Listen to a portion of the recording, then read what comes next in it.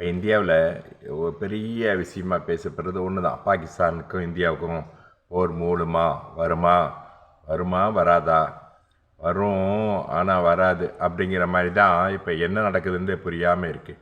இப்போ இந்த போர் நடந்தால் என்ன பாதிப்பு ஏற்படுங்கிறத இந்தியாவுக்கும் தெரியும், பாகிஸ்தானுக்கும் தெரியும். பாகிஸ்தான் எப்பொழுது போருக்கு தயாராக இருக்கிறதில்ல. ஆனால் சிறு சிறு சம்பவங்களை செய்தே நாட்டில் குளறுபடி ஏற்படுத்துறது ஆரம்பத்திலேருந்தே அதனுடைய வேலையை அப்படித்தான். ஏன்னா பங்களாதேஷ் வார்லேயே தோற்று போன பிறகோ இல்லை அதுக்கு முன்னாடியோ அதால் ஈக்குவலாக இந்தியாவோட போட்டி போட்டு ஒரு வாரத்துக்கு மேலே போரை நீடிக்க முடியும் அப்படின்னா அது அவங்க பொருளாதார ரீதியாக சாத்தியமில்லாத ஒரு விஷயம். இப்போ இருக்கிற பொருளாதார நிலைமையில் பாகிஸ்தான் ஒரு வாரம் நம்ம நம்மளுடைய மிலிட்ரியெல்லாம் கொண்டு போய் பார்டரில் நிறுத்தி தயார் நிலையை நிறுத்தினோம்னா அதுக்கு ஈக்குவலாக அவங்களும் பார்டரில் நிறுத்த வேண்டியிருக்கும். எல்லா படைகளையும் தயார்படுத்த வேண்டியிருக்கும், ஆயத்தப்படுத்த வேண்டியிருக்கும். அப்புறம் தளவாட சாமானங்கள்லாம் சரி செய்து, ஏன்னா எல்லாருமே ஏற்கனவே அவங்க விமானங்கள் இதெல்லாம் பழுதுகளை மெயின்டெனன்ஸ் பார்க்கறதுக்கு பணம் இல்லாமல் திணறிட்டு இருக்காங்க. இப்போ நீங்கள் போருக்கு தயாராகிறங்கிறதே அவங்களுக்கு ஒரு போர் நடத்தி இல்லை, போருக்கு தயாராகிறங்கிறதே பெரிய பணம் தேவைப்படும். போர் வீரர்களை தயார்படுத்துறது, ஆயுதங்களை தயார்படுத்து, போர் விமானங்கள் கப்பல்கள்லாம் ஒரு ஆப்ரேஷனுக்கு கொண்டுகிட்டு வரணும். பழுதடைஞ்சதோ மெயின்டெனன்ஸ் பார்க்காமலோ இப்போ போர் இல்லாத சூழ்நிலை எப்படி இருந்தாலும் இருந்திருக்கலாம். இப்போ தயார்படுத்துறது, இப்போ நம்ம தயார்படுத்தி வச்சுக்கிறோம். ஏன்னா நம்ம கொஞ்சம் கடந்த ஒரு 10 வருஷமாகவே சீனாவை எதிர்கொள்கிறதுக்காகவே நம்ம எப்பொழுது தயார் நிலையிலே இருந்துகிட்டே இருக்கிறோம்.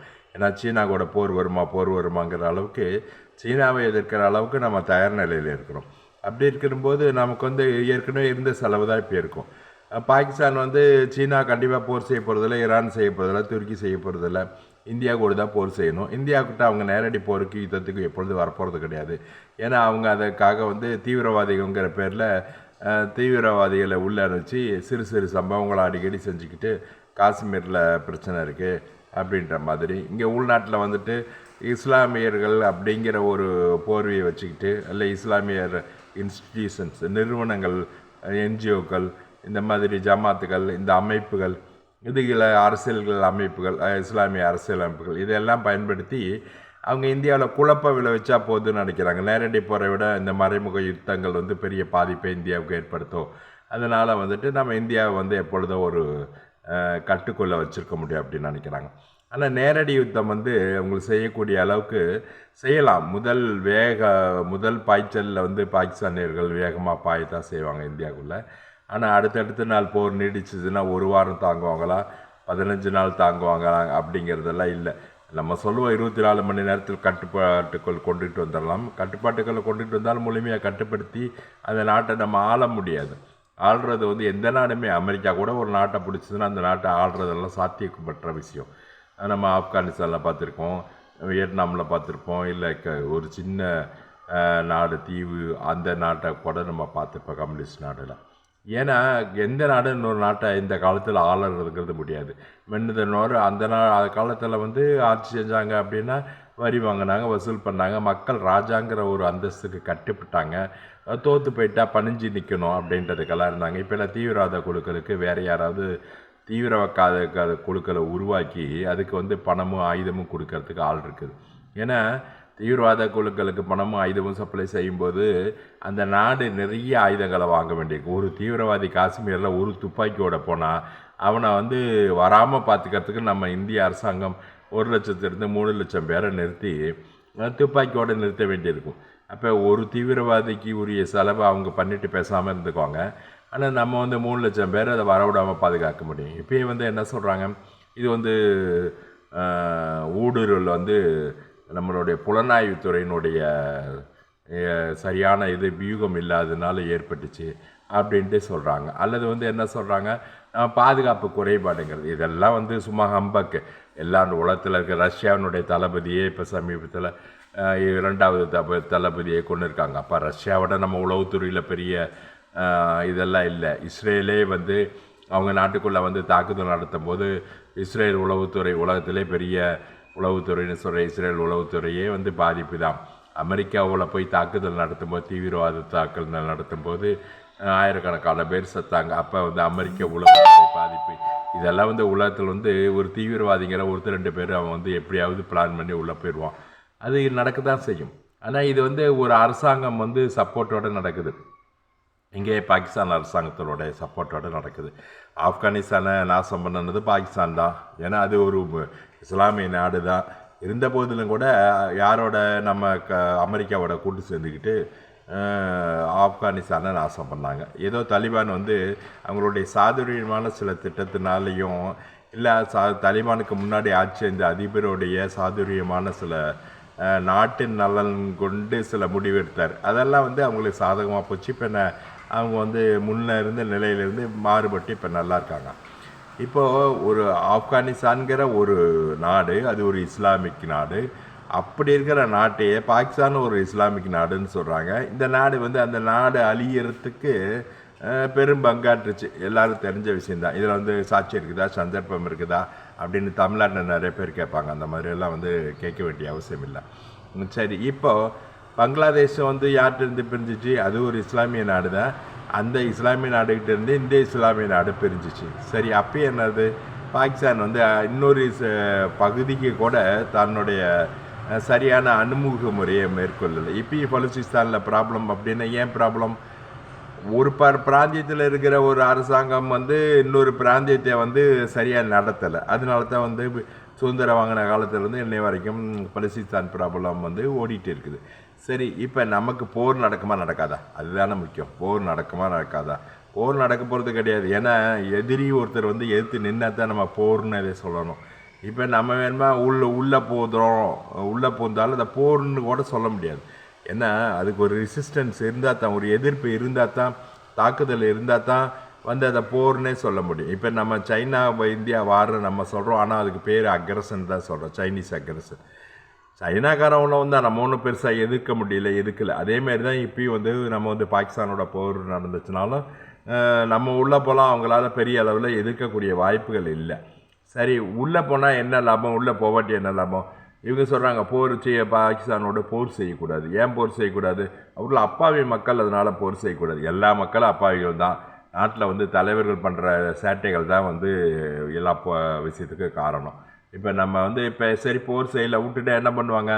இப்போ வந்து யார் இந்த தீவிரவாத செயலுக்கு அல்லது இந்த தாக்குதலுக்கு, இந்த இந்துக்கள் கொலைக்கு காரணமானவர்களோ அவர்களை தண்டிக்க வேண்டியதானே? கரெக்டு, தண்டிக்கலாம்.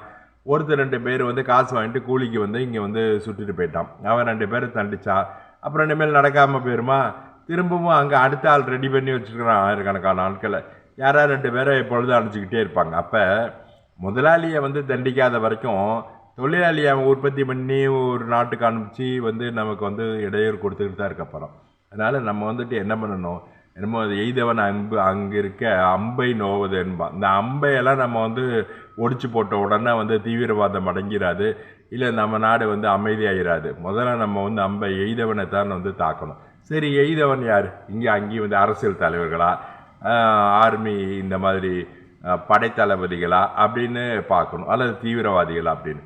தீவிரவாதிகள் எப்படி வந்தாங்க? தீவிரவாதிகளுக்கு யாரோ துப்பாக்கி கொடுத்தாங்க, பணம் கொடுத்தாங்க. அது யார்? அது படை தான். நேரடியாக சொல்லப்போனால் என்னது, பாகிஸ்தான் படையினர் தான் வந்து இப்போ உளவு அமைப்பு படையினர் இவங்க தான் கொடுக்குறாங்க. அப்போ நம்ம தாக்கணுன்னா யார் தாக்குறது? படை வீரர்களை தாக்குனா திரும்பி அம்பை உடைக்கிறது தான் ஆகும். திரும்பி யார் நம்ம வந்து திரும்ப அந்த படையோ தீவிரவாத அமைப்புகளோ உருவாகாமல் இருக்கணும்னா உருவாக்குறவனை தான் அழிச்சாகணும். அப்போ என்ன பண்ணணும்? பாகிஸ்தான் ஆர்மியை தான் வந்து கட்டுப்பாட்டுகளை கொண்டுக்கிட்டு வரணும்.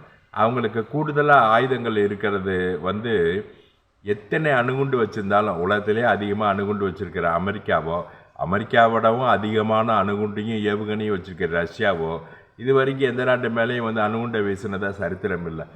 நாங்கள் அணுகுண்டு வச்சுருக்கிறோம், இந்தியா மேலே வீசுவோம் அப்படின்னா வீசிட்டு என்ன பண்ணுவாங்க அடுத்தது? அது வேறு விஷயம். இப்போ உக்ரைன் வார் 3-4 வருஷமாக நீடிக்குது. இதுக்கு காரணம் என்ன? ஏன் ரஷ்யா கிட்ட அணுகுண்டு இல்லையா? ஒரு அணுகுண்டை போட்டால் வேலை முடிஞ்சு போயிடும். இருந்தாலும் வந்து அவங்க அணுகுண்டு இல்லை இருக்கிற ஆயுதத்தை வச்சுக்கிட்டு, அது பழைய ஆயுதங்களை வச்சுக்கிட்டு ரொம்ப நாளாக வந்து ஓட்டிகிட்ருக்காங்க. அவங்களுக்கு தாக்குதலில் வந்துட்டு இப்போ பாதிப்படைகிறதெல்லாம் யார்? பொதுமக்கள் தான். யாராவது போய் 2 கிறிஸ்தவ நாடுகளுக்கிடையே ஏன் போர் நடக்குது? பாதிக்கிறது பொதுமக்கள் தானேன்னு யாராவது கேட்குறானா? 2 பேருக்கு ஆயுதம் கொடுத்துக்கிட்டு 2 பேரையும் சண்டை மூட்டிக்கிட்டு 2 பேர் ஆயுதம் வைத்துக்கிட்டு இவங்களுக்குள்ளேயே இருக்கிறாங்க. அப்போ இதை பார்க்கும்போது ஒரு பெரிய வல்லரசாலே ஒரு சின்ன நாடை முழுமையாக அழிக்க முடியலை. எல்லா வித ஆயுதங்களும் கையில் வச்சுருந்தாலும் அதால் என்ன பண்ண முடியாது, அதை பயன்படுத்தி அழிக்க முடியல, மக்கள் அழிக்க முடியாது. இருந்தாலும் கட்டடங்களை வேணுமா கொண்டு வச்சு அங்கங்கே பெரிய பெரிய கட்டடங்களை, இதுகளை, தொழிற்சாலைகளை இதை வேணுமா அழிச்சிக்கிட்டே இருக்கலாம். அதுதான் நம்மளும் வேணுமா பண்ணிட்டு அப்படி அழிக்கிறதுக்கு கூட பாகிஸ்தானில் பெரிய விஷயங்கள்லாம் ஒன்றும் இல்லை. நம்ம போய் கட்டடங்கள்லாம் அழிக்கணும், துறைமுகங்கள் அழிக்கணும்னா கூட அதெல்லாம் ஒரு 24 மணி நேரத்துக்குள்ளேயே மொத்தமாகவே முடிஞ்சு போயிடும். சரி, அழித்த பிறகு என்ன பண்ண போகிறோம்? அண்டை நாடு நம்ம ஒரு விஷயத்த சொல்கிறோம், என்னது, அண்டை நாடுகளுக்கு இது என்னது ப்ரியாரிட்டி, முதல் ப்ரியாரிட்டி அப்படின்னு சொல்கிறோம். Neighbours first. இப்போ நெய்பர்ஸ் ஃபஸ்ட்டுன்னு என்னது, நம்ம பாகிஸ்தானும் நெய்பர் தான். இப்போ ஆப்கான்லேருந்து தான் நமக்கு தீவிரவாதிகள்லாம் வந்தாங்க. ஆனால் இப்போ வர்றதில்லை. ஆப்கானை கட்டுக்குள்ளே கொண்டுகிட்டு வந்த மாதிரி இந்த பாகிஸ்தானையும் நம்ம கட்டுப்பாட்டுக்குள்ளே கொண்டுக்கிட்டு வரணும்னு என்ன பண்ணணும்? அரசியல் தலைமைகள் மாறணும். அல்லது இந்த தீவிரவாதிகள் ஆதிக்கிற ஆர்மி இவங்கள்லாம் படை தளபதிகள்லாம் மாறணும். இப்போ ஈரானுக்கு அமெரிக்காவுக்கு எதிராக போர் செய்யறதுக்கு முயற்சி செய்யும் போதெல்லாம் ஈரானுடைய தளபதிகளை போட்டு தள்ளுறாங்க. அதே மாதிரி தீவிரவாதிகளை இஸ்ரேல் தளபதிகள்லாம் தலைவர்கள்லாம் காலி பண்ணுறாங்க. இப்போ மொத்தமாக நம்மளால் அடிக்க முடியாது, மனித இழப்பாகும். அப்போ தலைவர்களை தண்டிக்கிறது தான் சரியானதுங்கிறது போகும்போது நம்ம தலைவர்களை எப்படி தண்டிக்க முடியும்? தனியாக கூப்பிட்டா தண்டிக்க முடியும்? படையெடுத்து போய் நிர்பந்தம் பண்ணி அவங்கள அழிக்க வேண்டியது முக்கியமாக இருக்கும். இப்போ நம்ம போய் திரும்பி பாகிஸ்தானுக்குள்ளே நுழைஞ்சு எல்லா தீவிரவாதிகளையும் அழிக்கிறது சாத்தியமற்றது. ஆனால் அவங்களுக்கு உதவி செய்கிற நெட்வொர்க்கை காலி பண்ணுறதுக்கு இதை ஒரு சந்தர்ப்பமாக பயன்படுத்திக்கலாம். இனிமேல் படையை அவங்க உருவாக்க முடியாத அளவுக்கு அழிக்கணும். அப்போ தான் நம்ம நிரந்தர நிம்மதியாக இருக்க முடியும். ஒழிஞ்சு இப்போ ஒரு முறை போரே செய்யக்கூடாது, நம்ம சமாதானமாக போகணும் அப்படிங்கிறது நம்ம 50 வருஷம் 75 வருஷமாக இருக்கிற மன உளைச்சல் திரும்ப இருக்கும். ஏன் அது இருக்குதுன்னா 2 காரணம். ஒன்றும் பாகிஸ்தான் மட்டும் காரணம் இல்லை, பாகிஸ்தானுக்கு ஆதரவாக இருக்கிற இந்தியாவுக்குள்ளே இருக்கிறவங்களும் காரணம். அதை அடுத்த பதிவில் பார்ப்போம். இந்த பாகிஸ்தானை ஆதரிக்கிற இந்தியர்களில் யார் அப்படின்ட்டு.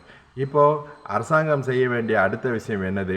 தீவிரவாத அமைப்புகளை எப்படி இஸ்ரேல் ஒரு தீவிரவாத அமைப்பை மூடாமல் எந்த நாட்டில் இருந்தாலும் சுற்றி வளைச்சி பிடிச்சி அழிச்சாங்களோ அதே மாதிரி நம்மளும் நமக்கு எதிராக இருக்கிற அனைத்து தீவிரவாத அமைப்புகளை மொத்தமாக அழிக்க வேண்டியதை தவிர வேறு எந்த விஷயமும் இல்லை. அதே மாதிரி இப்போ நம்ம நாட்டில் தீவிரவாதிகள் சுடலை, பயங்கரவாதிகள் சுடலை, போராளிகள் சுடுறாங்க அப்படிங்கிறாங்க. இந்த போராளிகள் தான் சுட்டாங்களா, இல்லை போராளிகளுக்காக இவங்க போராடுறாங்களா அப்படிங்கிறத காஷ்மீர் மக்களே நிறைய விஷயத்த சொல்லியிருக்காங்க. அதையும் அடுத்த பதிவில் பார்ப்போம். இப்போதைக்கு இதை முடிச்சுக்குவோம். அடுத்த பதிவில் சந்திப்போம். அன்பேசுவோம்.